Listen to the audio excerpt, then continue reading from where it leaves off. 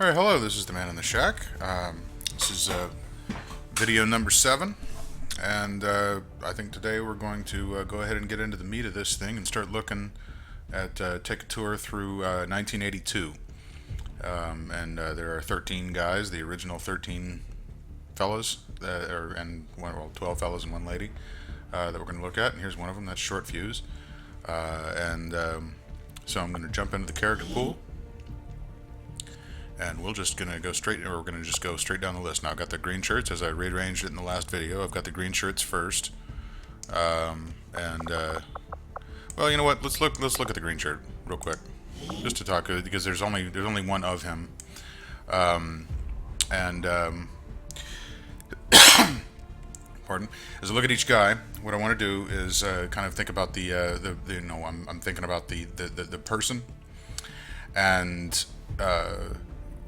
what they're like. Okay, I'm making a model, right? Each guy is a model of a person, right? And there's physical attributes. There are there's a background, a biography. There's an attitude. There's a voice. There's all these sorts of things that go into the character's model that says that I've made an accurate representation of something. Now, in this case, this guy's real easy because he's super generic. He just needed to be a green model using some very generic things straight out of the game, just the same color green throughout. He's got a very straight up plain weapon color and that kind of thing. He's got the American English 3, which I think is a very generic voice. He's by the book. He's counted as a rookie. He's the only one as a soldier, as I've been talking about, he's got the fresh-faced face F, the young thing. He's wearing a buzz cut. If we look at him, when you take off his helmet, he's wearing Delta 1, which is the most basic helmet, and he's buzzed. He's a rookie, plain young, just a rookie.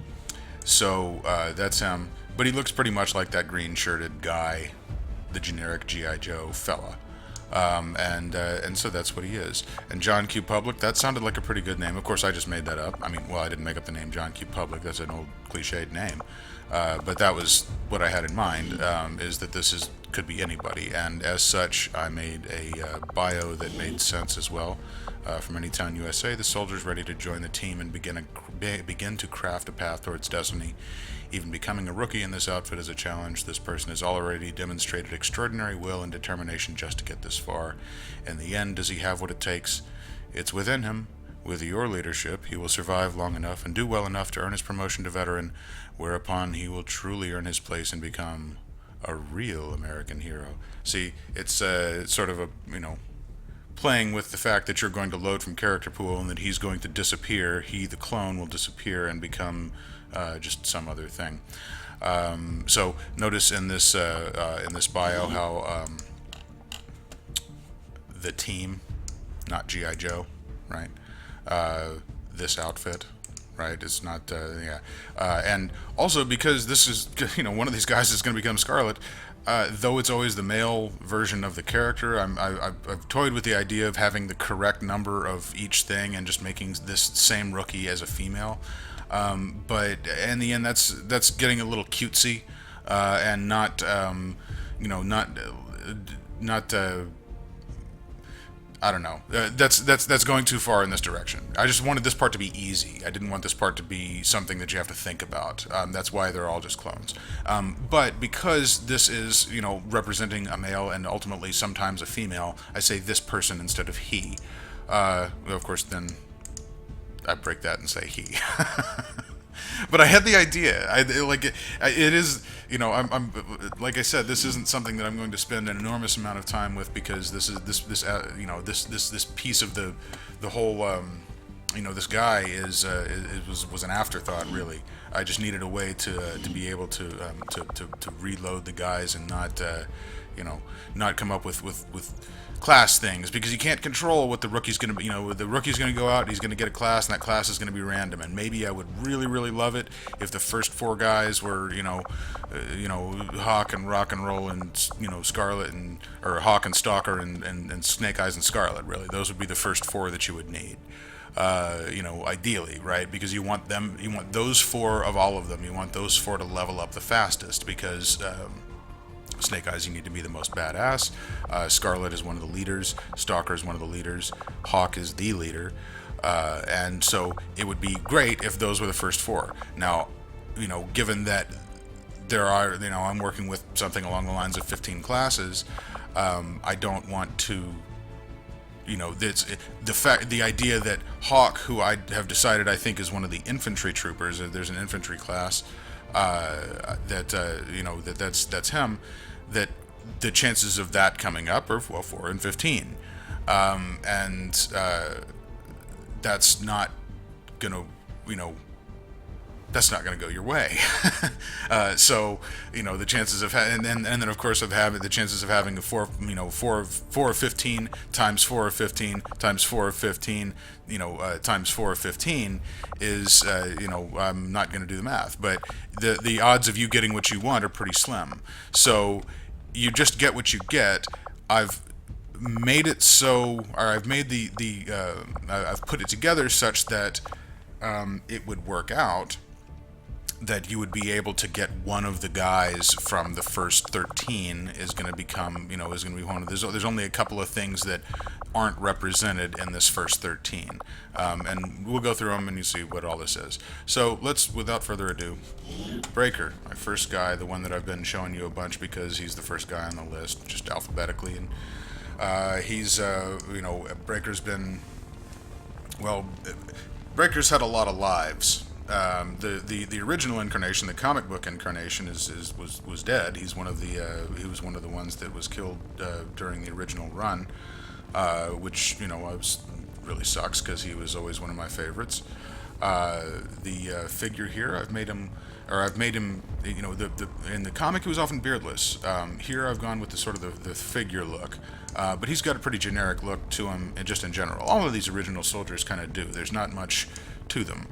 He's got the recon outfit because he's more of moving around and stuff. Now there was the idea of putting there's the BDU set that has a backpack, including one that kind of looks like his backpack. But I tried it out and it doesn't really fit. I feel like this is a pretty good Breaker. What really gets it is the brown beard, right? Because that's what the figure looks like, and then the headset. The headset is really, that says it's Breaker. He doesn't need a backpack because he's got that headset. Of course, he's a specialist, so he's got the gremlin. Which works just fine for him because he's just a combat hacking specialist. When it comes in, as far as that goes, when it comes to his build, he's going to be a pretty generic right side specialist. I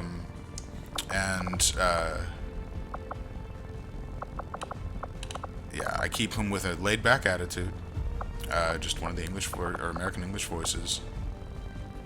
I think the one that his voice, I think, kind of sounds like him. There's some of them you take the voice, how they were characterized in the Sunbow cartoon, and that's sort of those are imprinted in my head, and so there's certain ones that have certain pitches to their voice or whatever, there's certain things they say and they're like, that really actually kind of reminds me of that voice. And so in the cases where I could find that, there are certain phrases that American English 4 says that he says in such a way that makes it really kind of sound like the guy that voiced Breaker way back when. Same thing for Duke. He's another one where I think the voice kind of matches. Not many of them are like that, I'll have to say, but those are a couple of them. So that's Breaker. Clutch is the next one. Clutch, the vamp driver, the driver of the Jeep, and kind of the one that I'm going to use is my general indicator of how do we deal with the drivers, and with the pilots, and with the people who their whole reason for being there, their specialty is not there. There is no Jeep in this game, so he has nothing to do. If you look back at the comics, especially the first 20 issues or so, and continuously really, Clutch was a featured player. He was clearly one of Larry Hama's favorites in the beginning. He had this antagonistic relationship with Scarlett, and he was just constantly hitting on CoverGirl. And he was, best friends with Rock and Roll, and they would, they would get paired up. He's a wisecracking person. He is, he's a slovenly. He's very well characterized, and so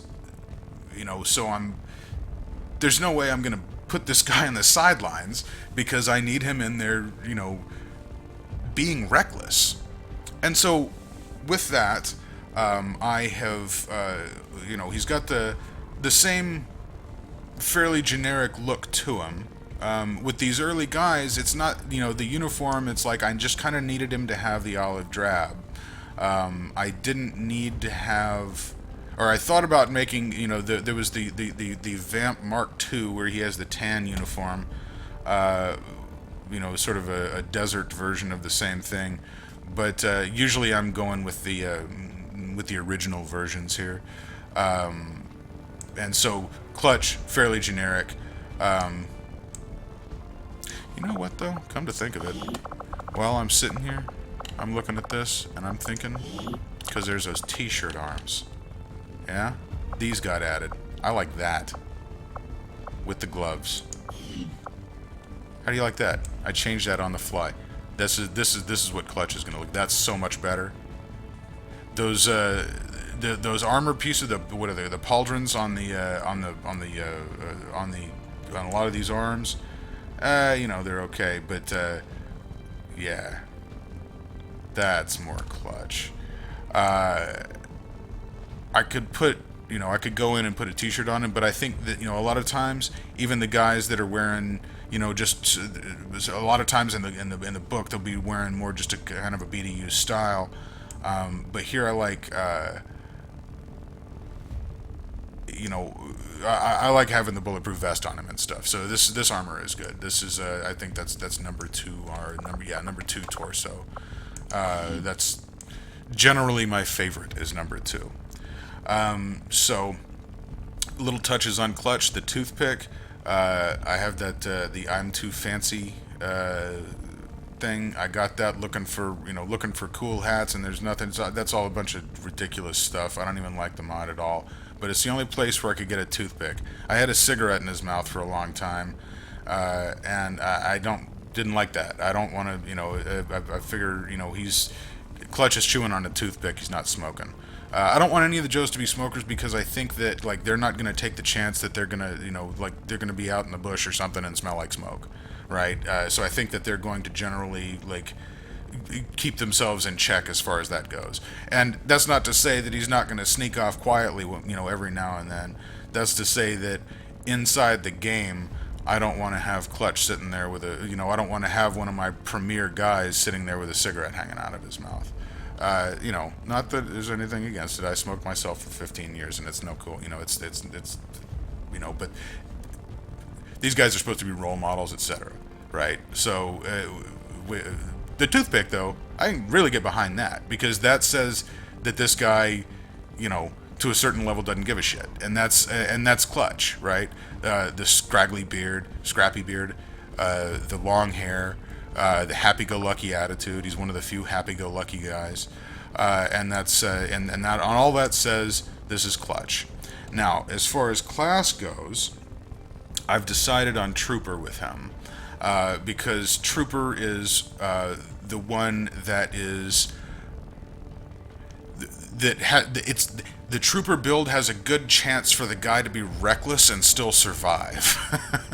That's kind of it. I might have thought maybe a kind of a right side ranger, an assault ranger, but Clutch doesn't have a sword, that's the Rangers are very specific people, and Clutch is definitely not one of those. So it came down to Trooper or infantry, and Trooper feels more like Clutch. Plus, there are I've got 2 other guys in the original 13. I didn't have anybody else that was going to be a trooper.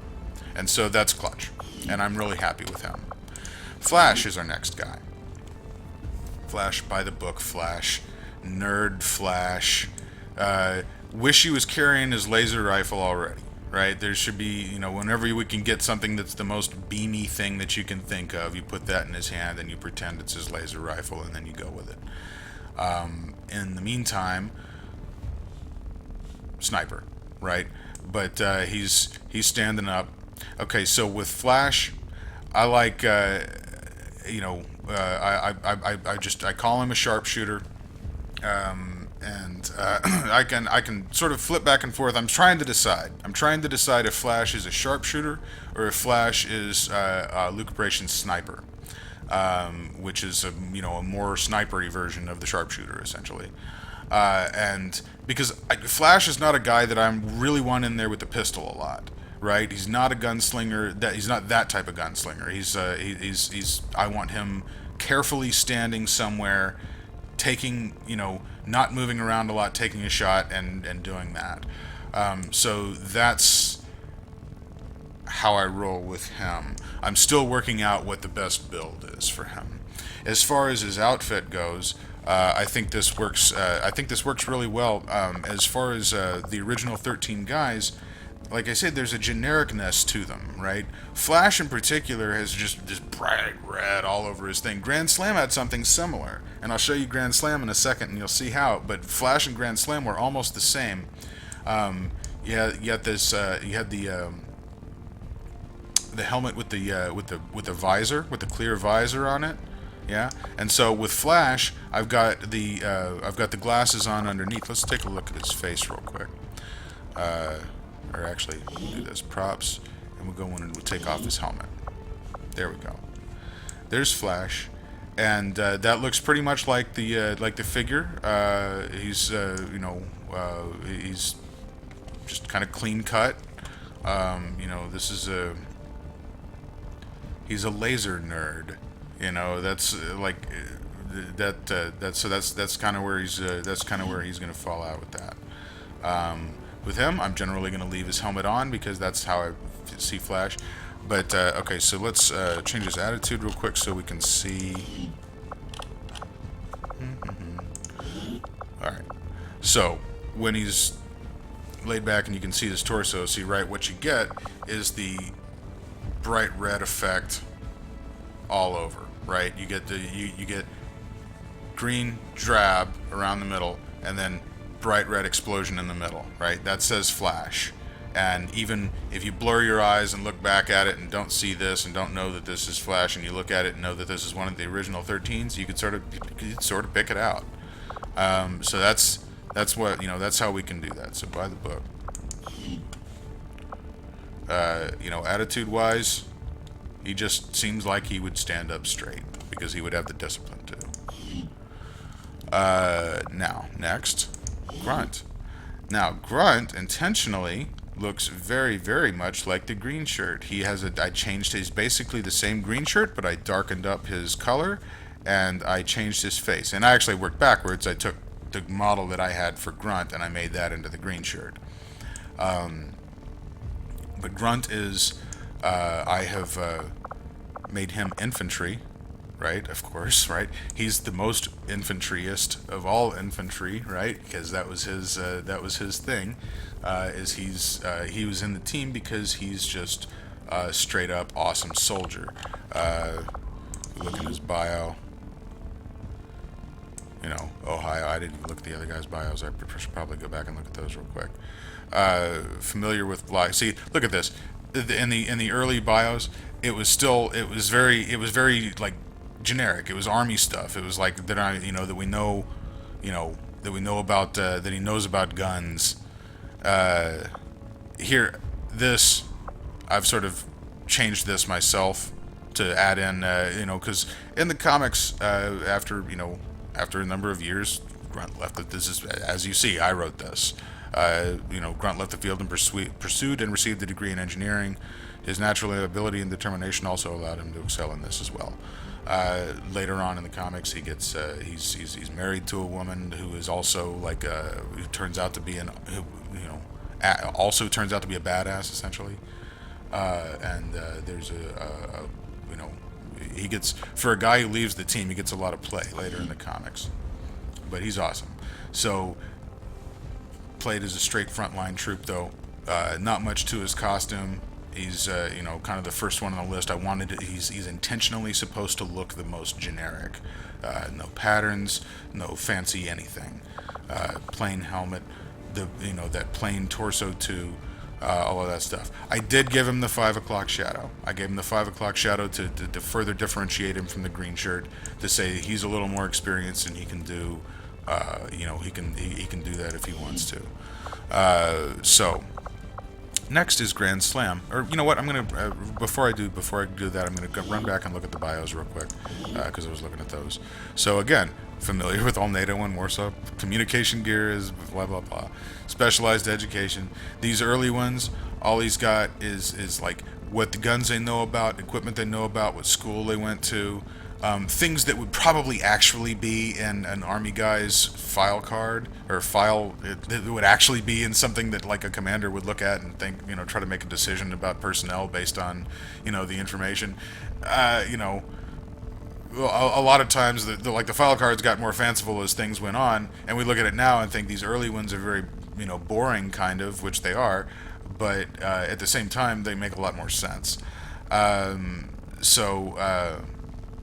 Yes, so this is all about his, guns, education, efficient, self-assured, uncanny ability to turn adverse situations to his favor.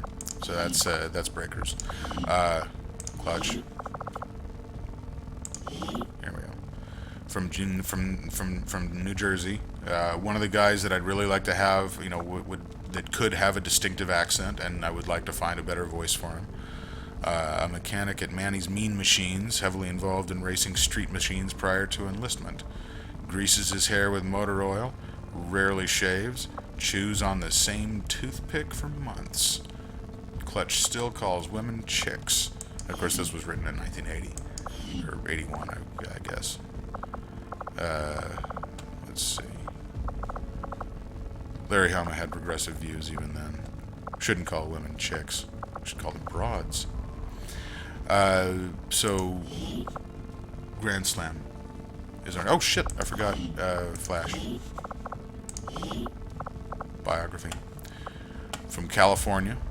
I think is Lodi out in the desert? Is it Northern California? Silicon Valley maybe? Is that something like, maybe is that it? Highly skilled in many aspects of electronic technology and capable of equipment repair in the field. Which kind of makes him sound like you want him to be a specialist, right? But I don't want him to be a specialist because I've already got a specialist. I've got Breaker. What I care about more with Flash is the gun, and so in this case, I'm kind of ignoring his biography, his biography in favor of like the team cohesion. Methodical and persistent, innate and unshakable faith in the order of the universe. By the book. Okay, so Grand Slam. Next. Potentially the twin to Flash, except I've gone in a rare display of going with the second version. They like Grand Slam and Grunt were both reissued rather in 1983 as repaints. Grunt as the pilot of the glider, I believe, and Grand Slam was with the jetpack,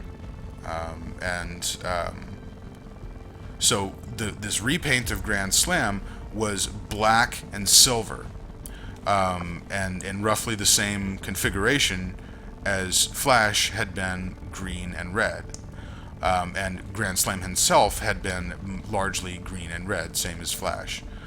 So again, we're using generic Delta 1, and let's look.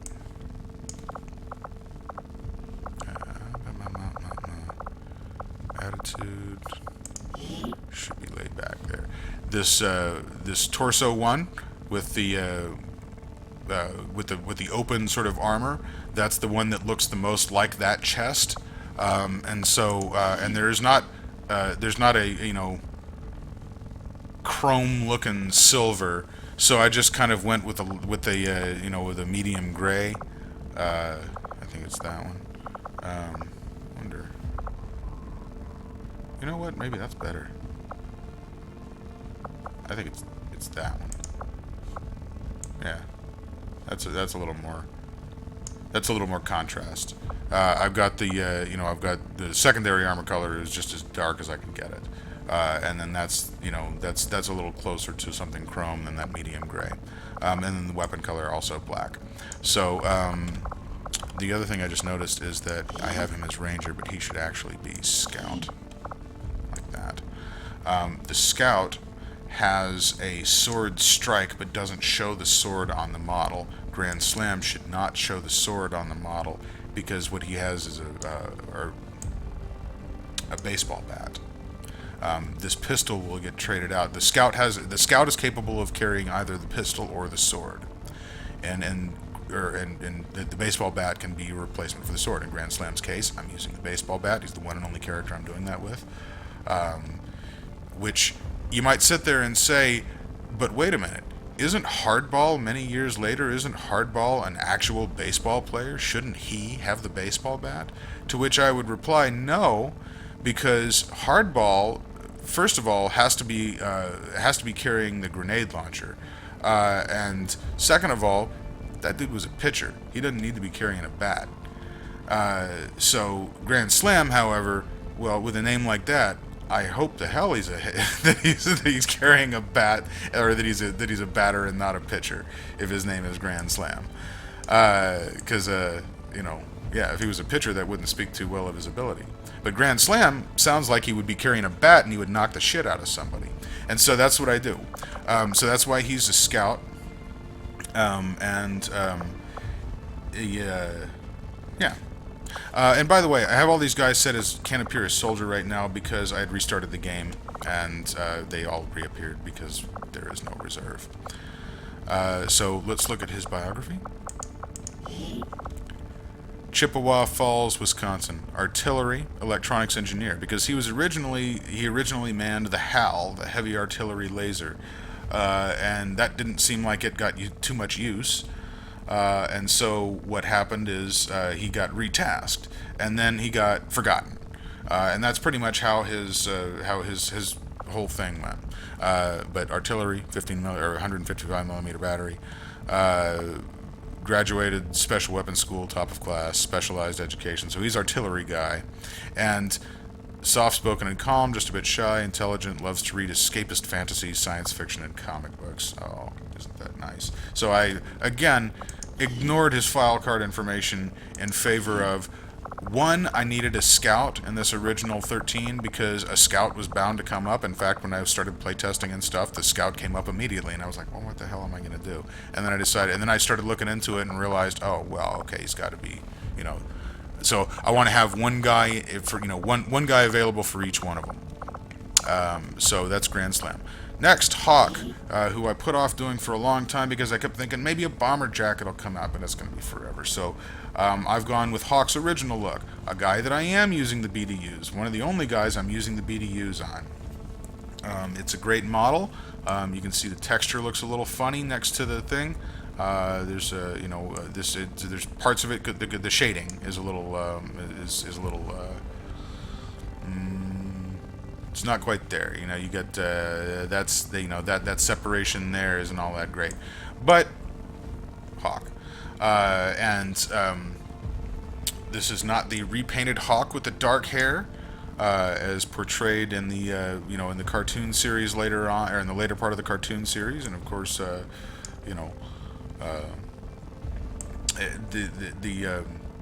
I do prefer the bomber jacket, but Hawk was originally just a straight up kind of crew cut blonde guy, and that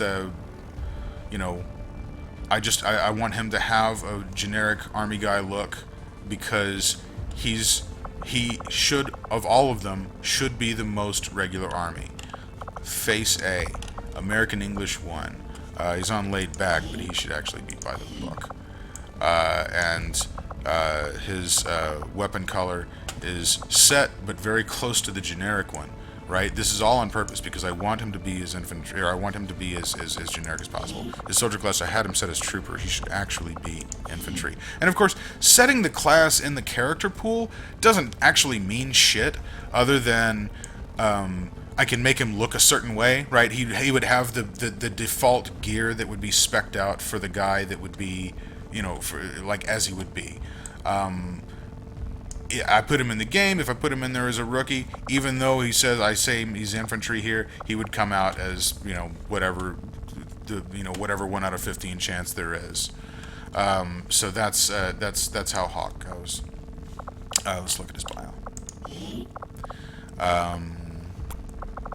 I didn't put in his bio. I need to be doing that. Okay. Well, Hawk will have a bio. But you know who Hawk is? He's the leader. He's the ultimate leader. Like if you came into the thing later, at a certain point you would think that Duke was the leader. So some people might think that Flint was the leader. At a certain sad segment of people might think that Captain Gridiron was the leader. They've been pretty good since then of acknowledging the fact that Hawk was actually kind of the honcho of the group. In the beginning, of course, he was the Nick Fury, essentially, because the whole thing was essentially like it was a leftover idea that Larry Hama had. All of the characters were originally things that he had slated for essentially a young Howling Commandos type of thing. It was going to be Nick Fury's son with a group of original characters, and this was 1980-ish.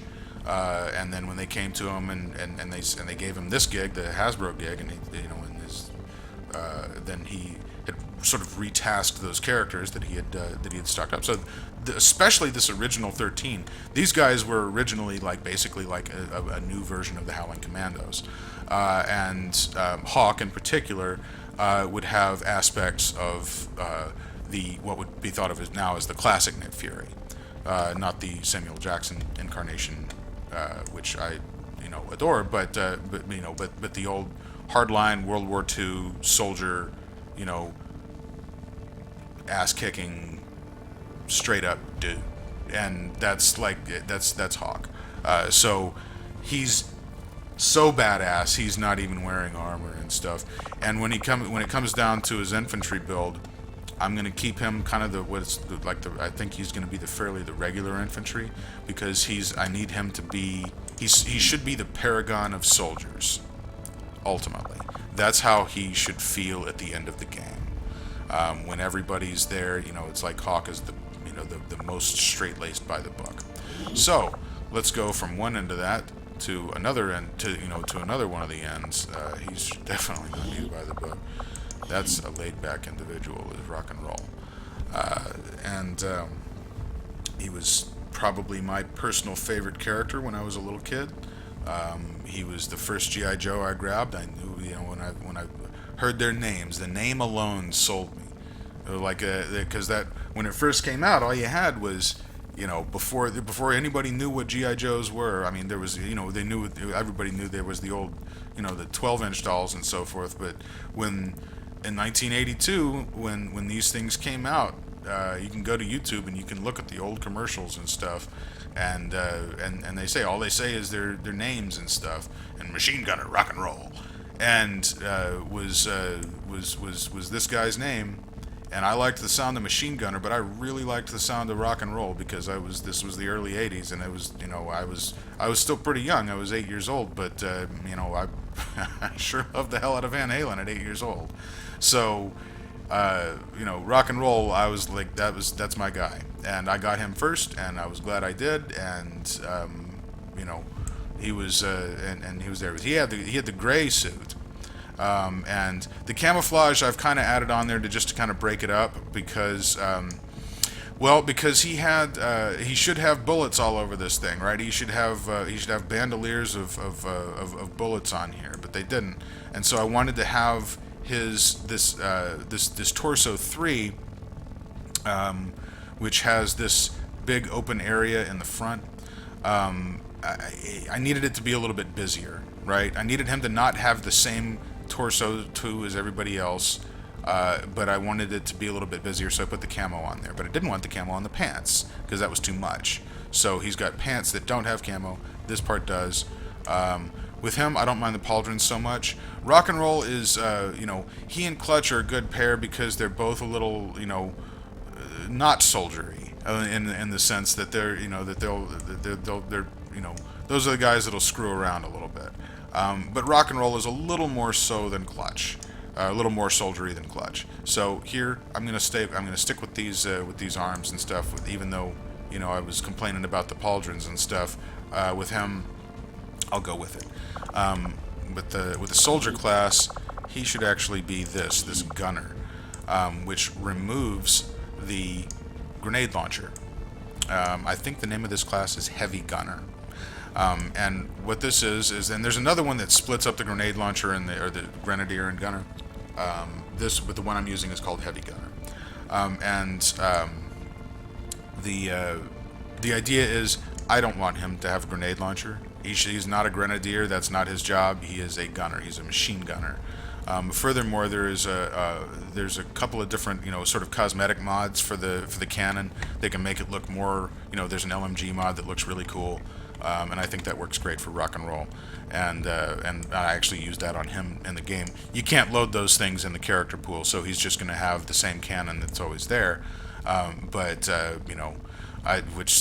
he still looks so awesome. So awesome. I love him. It just looks just like him, man. With the big beard, it looks just like the figure. With the way the beard was on the figure, except I can give him the long hair that Rock and Roll should have. Now let's see. Oh yeah, in the bio, primary military specialty, infantry, PT instructor. So he's getting guys to do jumping jacks. The original Sergeant Slaughter from Malibu, California, of course, because he's a surfer prior to enlistment. Also a weightlifter, played bass guitar in local rock bands. That's where the tattoos are coming from. Of course that guy's going to have tattoos. Rock and Roll is cunning but naive, forceful but shy, possesses a strong sense of loyalty and something that I can't read because that thing back there, I wish it would stay there. I wish the whole thing was there. Possesses a strong sense of loyalty to his teammates and sincerely concerned about their well-being. A man of honor and integrity who can be counted on to hold the line. And that is Rock and Roll. He's a joker, but when it comes down to it, he's going to take care of things on the battlefield. And so in the gunner class, there are different ways of having the character be a very strategic gunner. He's not so much about destruction. Later on, Roadblock with his giant gun is going to be more about straight up destruction. He's going to hit something and it's going to just blow completely up. With Rock and Roll, there's I think one half of the gunner tree is called area denial, which is I think he's going to be mostly on that side, because Rock and Roll is a strategic gunner, not a destructive gunner. He will use suppression more than he'll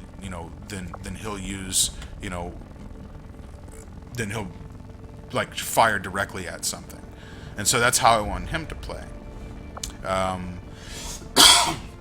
In a place where we know we're going to have several versions of the same thing, I want them to differentiate. I don't want Rock and Roll to feel like Roadblock. I want them to feel different to each other, but how they should be to themselves. So that's what this game is all about. Okay, so that's Rock and Roll. Scarlett, and my first best field leader. The leaders of the thing in the long run will be Hawk, of course, at the top, Duke after him. I will generally subscribe to the idea that Flint is one of the leaders. Falcon will be one of the leaders. And then there are the ones who were sort of secondary leaders, who were often team leaders without necessarily being in the leader tree. And Scarlett is first and foremost in those. Stalker is the other one from the initial batch. Scarlett is one of my leaders for purposes of practicality, because I want her to be she's a jack of all trades, an incredibly useful jack of all trades. She should have a really good shot. She should have I make her a specialist so she can do different things with the gremlin and stuff.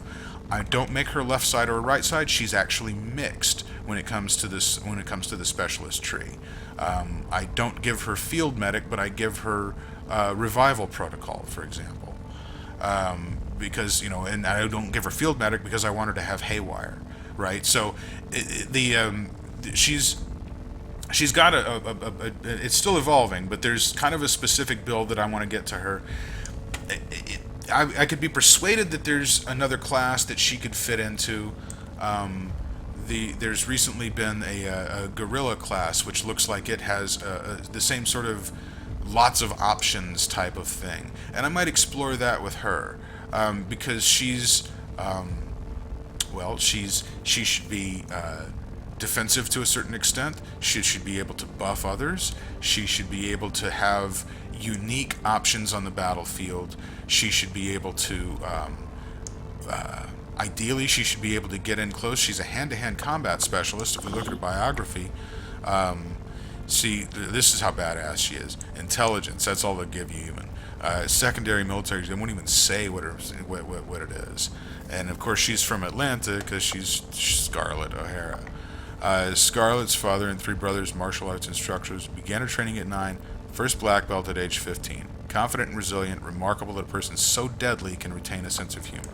Scarlett is one of the greatest women in the history of, comics and just fiction of badass women. It's hard to beat this lady, and I just I think she's great. So here's somebody else where I've used those same t-shirt arms that I put on Clutch. With her, I want a straight up gray. She's wearing gray, and then she's got the yellow or sort of cream colored. In the beginning it was kind of a leotard. Now I'm giving her something realistic here. There are you could if we wanted to be dumb, she's on legs too. If we wanted to be dumb, we could put her in we could put her in that. That's actually not too bad, actually. Oh well, no. See, that's not gonna work. Oh, that's not bad. I like that. But yeah, no, we'll stick with something. We're gonna stick with something normal. Let me put those on Lady J. I really like this look for Scarlett. Again, she's very generic, but she should be generic. She's the hawk of women, or the Duke of women, as far as the Joe team goes, I guess. But yeah, that's Scarlett.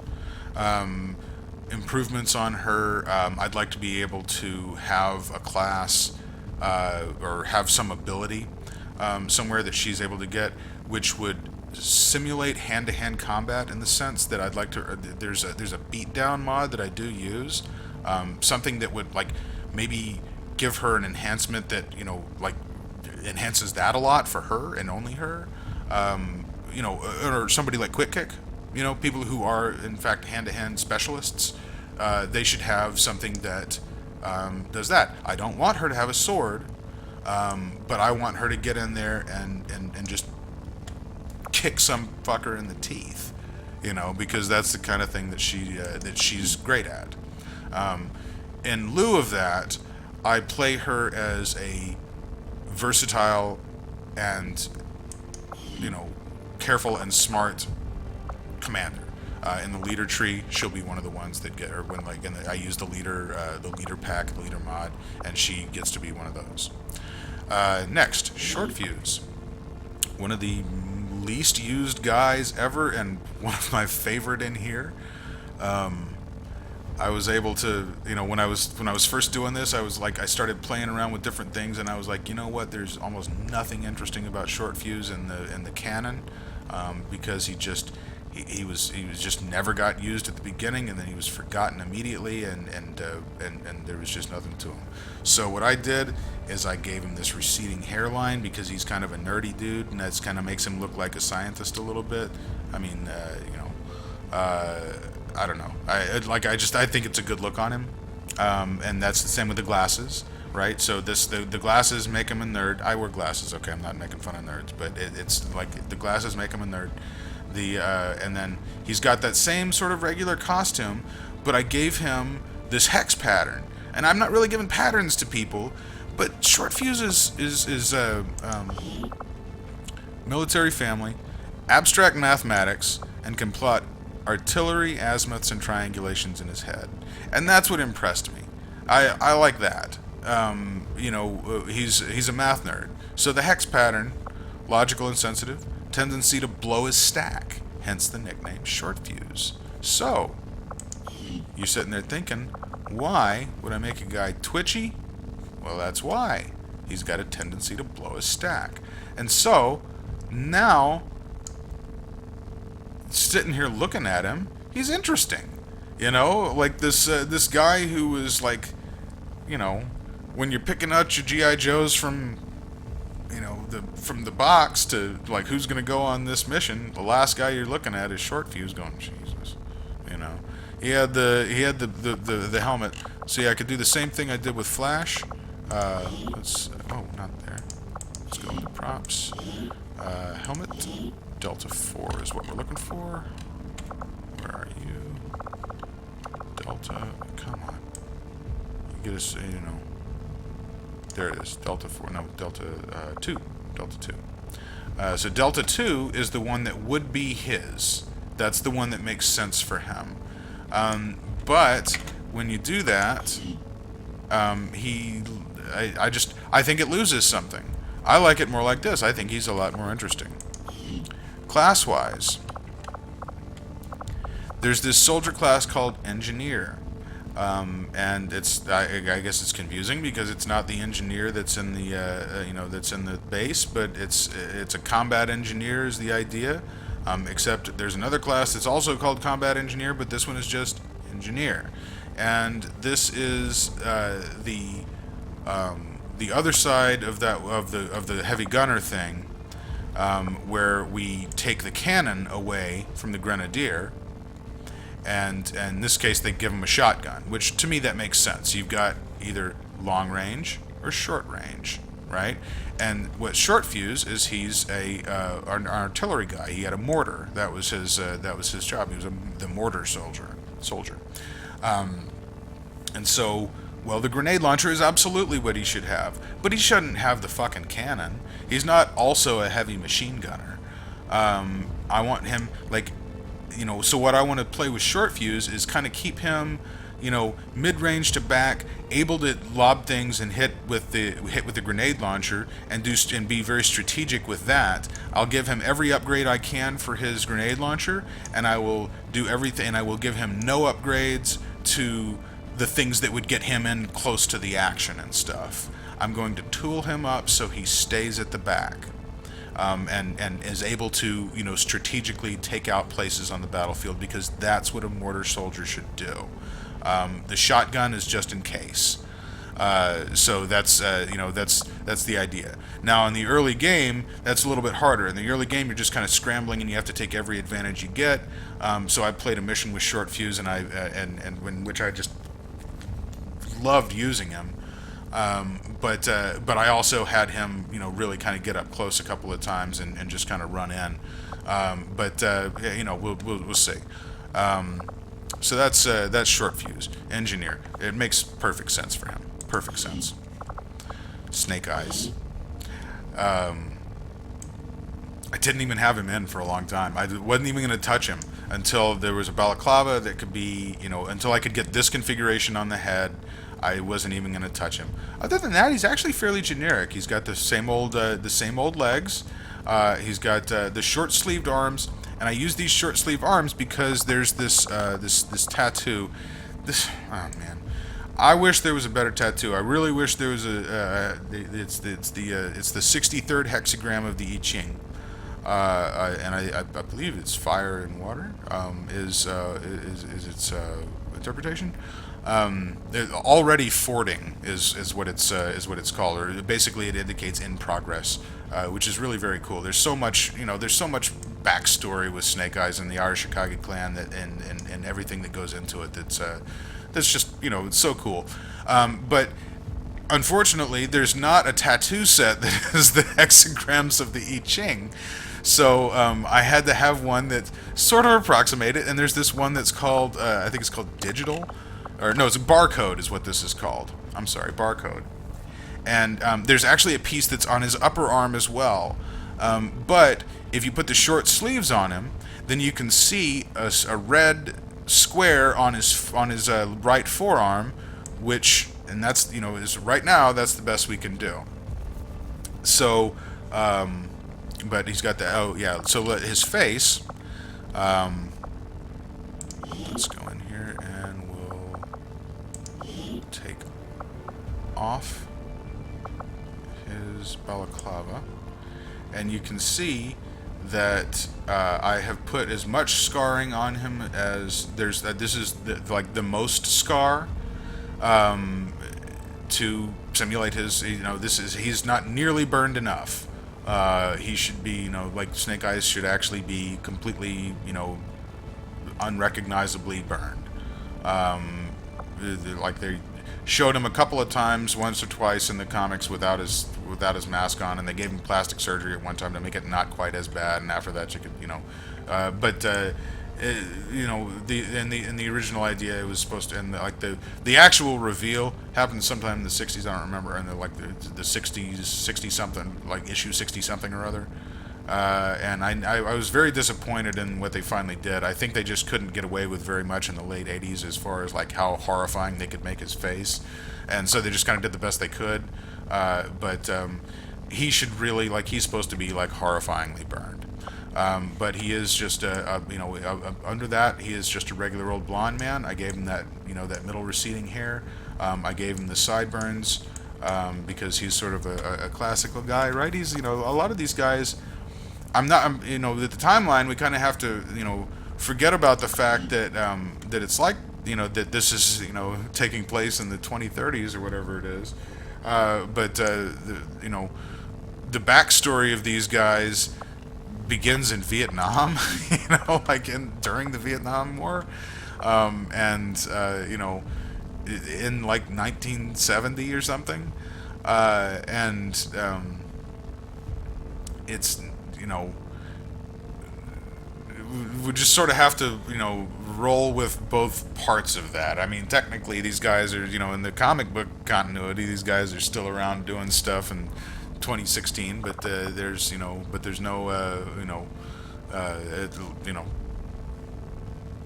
still running around. So comic book time. We're in comic book time. But yeah, Snake Eyes has a very long back history. Infantry, hand-to-hand combat instructor. Proficient 12 different unarmed fighting styles, highly skilled in the use of edged weapons. Extensive training in mountaineering, underwater demolitions, jungle, desert, and Arctic survival, and some forms of holistic medicine. The man is a total mystery, but he's real good at his job. Heck, he's the best.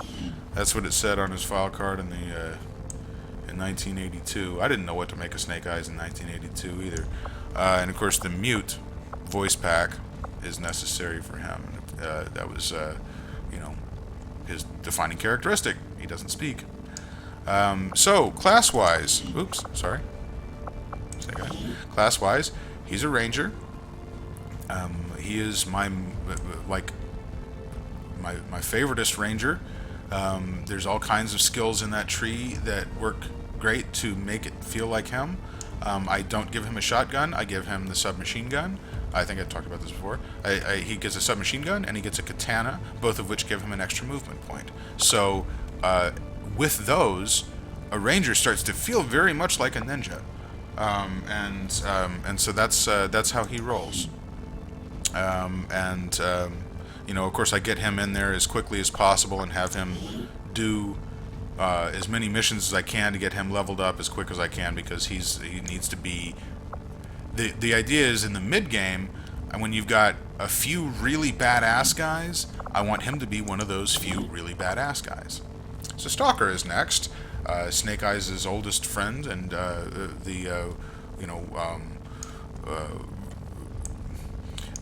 I would say Stalker is so far, so completely in one of my few top favorite guys. If I like in my top 5 GI Joes of all time, Stalker definitely in there for just 100 reasons. Just such a great character, done so well over the years in so many ways. One of the leaders, just just a stand-up dude.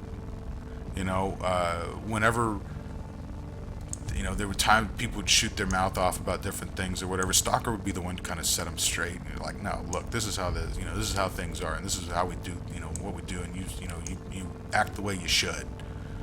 I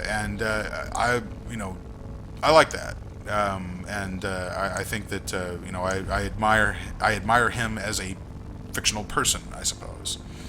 And I think that this guy looks just perfect. As far as some of these models go and stuff, I gave him these wrappy arms because I needed to use them somewhere. Like I needed him to feel covered up and stuff. He's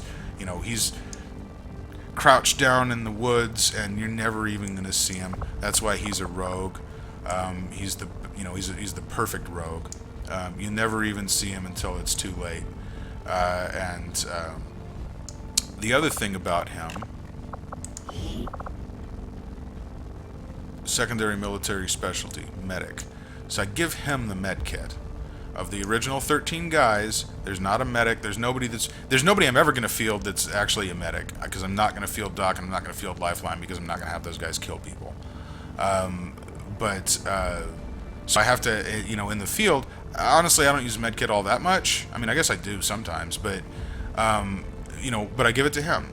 And with choosable AWC, when it pops for him, I'm going to make him field medic, and give him that skill separately. That's not synergistic with a rogue. There are definitely other things that I could give him that would enhance his class better, but that's not what I'm going for. I don't want it to feel like the most badass rogue. I want it to feel like Stalker. Functions well under high-stress situations, intelligent, perceptive, moves like some sort of jungle cat, silent, fast, and strong. That's Stalker. Was the warlord of a large urban street gang prior to enlistment. That's never ever been talked about. It's on his file card, so that's what I put there, and there's probably 100 other interesting things we could say about Stalker. I mean, I just spouted off about how much I love the guy. That was a warlord of a Detroit street gang prior to enlistment. So in the 60s, basically, in the early 60s, Stalker was a warlord of a gang in Detroit. This fucker is badass. So yeah, and that's our Stalker. Stealer. Okay, so the story with Stealer is okay. You look at it if you go back to the comic book, Stealer was one of those guys like Short-Fuze that was just kind of forgotten right away, and he had kind of only a couple of interesting things ever happened to him, and he had the rangefinder, which there's not really a good analog for it. I looked even the day I looked. There's not a good analog for the rangefinder yet, as far as like facial props go. And when there is, I think I may augment this to include that, because that was the coolest part about Stealer originally, was that piece that went over his helmet. When it came down to this, I was looking at a couple of things. One, I was looking at, in the first week, I was like, okay, who would be a Psy Trooper, right? Because there's not powers in G.I. Joe. These guys are soldiers. But then I started thinking about the Sunbow cartoon, and there's actually two guys in the Sunbow cartoon who have sort of psychic episodes, let's call them. Airborne from 1983 was a very clear one. He straight up had psychic powers for real in the Sunbow cartoon. I guess because they wanted to give him something interesting to do, which, hey, that's better than the nothing that he basically got in the comic. So I'm okay with that. Anyway, but Stealer there was the episode Worlds Without End, a two-part episode that I think ended one of the seasons or something. And what they did is they took several Joes that had been unused, along with Lady J and Flint and a few others, and took them into this parallel world thing. And in that parallel world, while they were having this sort of science fiction adventure, Steeler in particular was affected by the events. Let's say he was bitten by this insect. He discovered that his own doppelganger analog from that parallel world had been killed in the resistance fighting or whatever, and he ultimately elected to stay behind. He ended up being like the Baroness's secret, boyfriend or something, and she was, that was the whole twist of the episode and all this. Anyway, that characterization of Steeler in that one episode was so much more interesting than anything that had ever gone in the comic. And the maybe and maybe the one and only really like display of doing this, well, not actually, because I'm doing the same thing with Airborne, but I'm going with the characterization from the show instead of the characterization from the comic, just because that was, in a way, it just didn't fit that. Even when I was a kid, I was like, what the fuck? With that, when that episode came out, I was like, come on, parallel worlds. Just, I can get behind, fighting. Hell, I don't know. Who cares? I mean, they had like they killed a they killed 100-foot-long amoeba with some apples. So I guess I shouldn't really complain about anything they ever did in the show. Anyway, I looked at that and I was like, okay, so Steeler could be a side trooper, and he could. And the other thing about that is that Steeler had a really just terrible attitude in that episode. He was complaining the entire time, and there's this the hard luck attitude, which you can see. Look at him. He's just like, what a bitch. He's just like, there's nothing's gonna please this guy today. And that's that's how that's how I want to, like, I wanted to have one hard luck guy in the whole bunch, and so I decided to make it Steeler for all that. And then the Psy thing. Now, I've also changed my mind about this, because I've also looked at it and said, you know what, when I look at Psy, I'm going to think about it in terms of, it's like guys like Chuckles or Psych Out, or guys who are, like it's an intelligence game rather than honest to gosh psychic powers or whatever, and I'm going to kind of look at it that way. Plus, Psy doesn't come in until much later, and Steeler, if we're going chronologically, is going to come right away. So in the first 13 guys, I don't need a Psy, because there's no way I'm going to have one that early in the game. But we know what I don't have in this thing yet? What I like, out of all the classes that I've got in here, I don't have a Grenadier. And that's what I am now recommending is Steeler. I'm going to have Steeler. I'm going to keep his characterization from that show, but because I just think he's more interesting, and his costume is kind of a mixture of what it was in the show, what it was in the comic.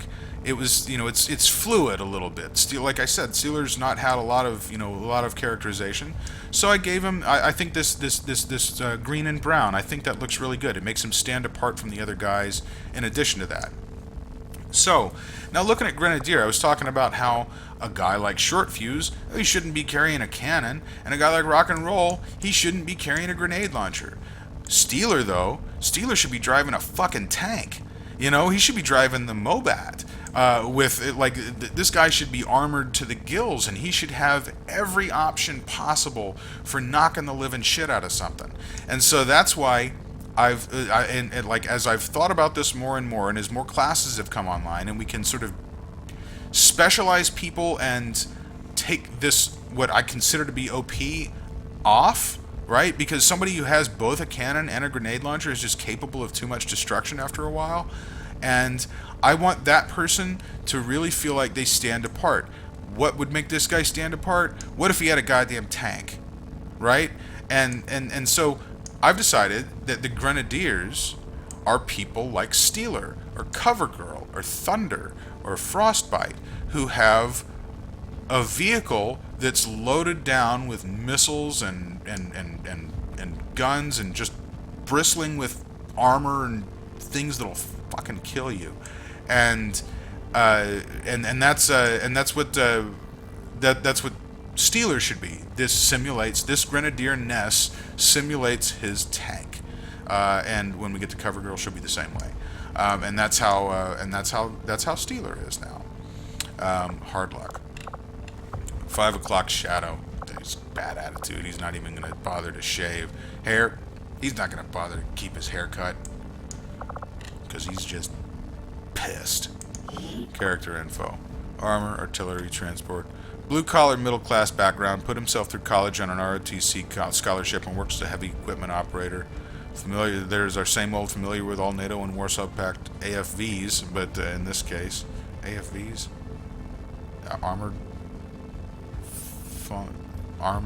Armored something vehicle, most likely. Graduated armor school, top of class. Young, reckless, often clashes with authority, superior officers. So, very effective, but bad attitude. I like it.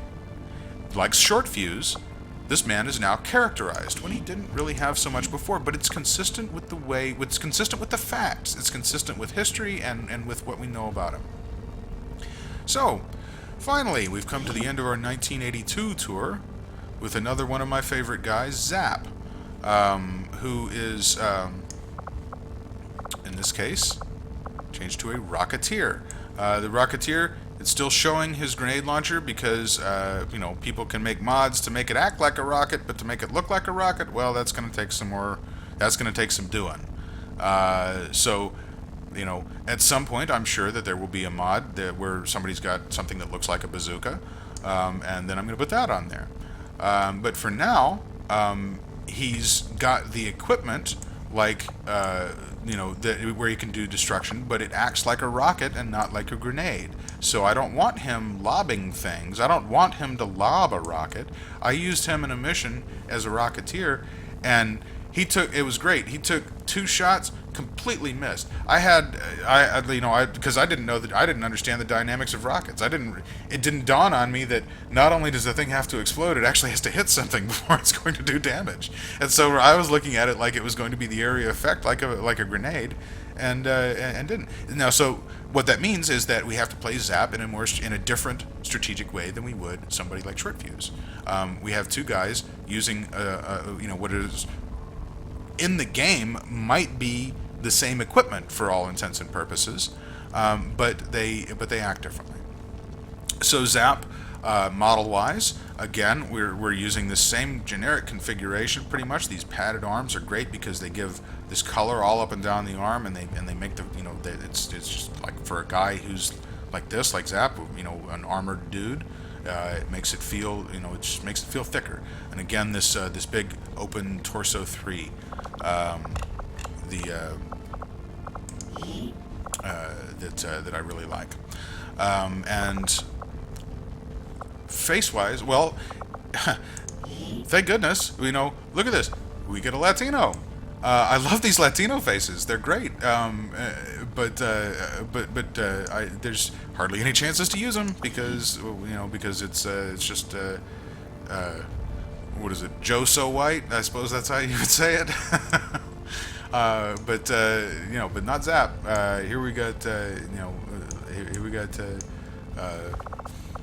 Senor Melendez, and we're I'm glad to be able to use these other great models and to have that like that. Looking in his bio, he's primary military special engineer, infantry artillery, birthplace New York, New York. Zap is the team specialist in armor piercing and anti-tank weapons, but also functions as a demolitions man. Specialized educations, engineer school, ordnance school, advanced infantry training. Zap is the fun-loving type. He's cool under fire. The stuff he works on could blow up at any time. So, fun-loving type, a laid-back person, right? Each time, the attitude is not. It's not just the first attitude that I saw. The attitude's on purpose. I didn't, like if I'm gonna make a guy laid back, I've got a because I would default to soldiers, right? They are all, these guys are all regular army at the end of the day, and by rights, each one of them should be shown by the book. But you know, it you know, well, I guess like the Delta Force has relaxed standards and so forth because they have different constraints that are placed upon them, and so they have different, you know, they have some other freedoms. There are, you know, he could never get away with his mustache, you know, even that slight mustache, and you know, in certain parts of the, you know, of the army, but you know, they get you know, they're allowed you know, what they want to do. And here's a guy. I put the big mustache on him, and you know, the one that makes him look like Stalker, and that didn't look right. But this little bitty mustache, that looks perfect on him. He looks great. He looks great, and he's a lot of fun to play. So that's 1982. Breaker, Clutch, Flash, Grunt, Grand Slam, Hawk, Rock and Roll, Scarlett, Short-Fuze, Snake Eyes, Stalker, Stealer, and Zap. And that's it. I'm gonna cut off this video now, and we'll see you in the next one.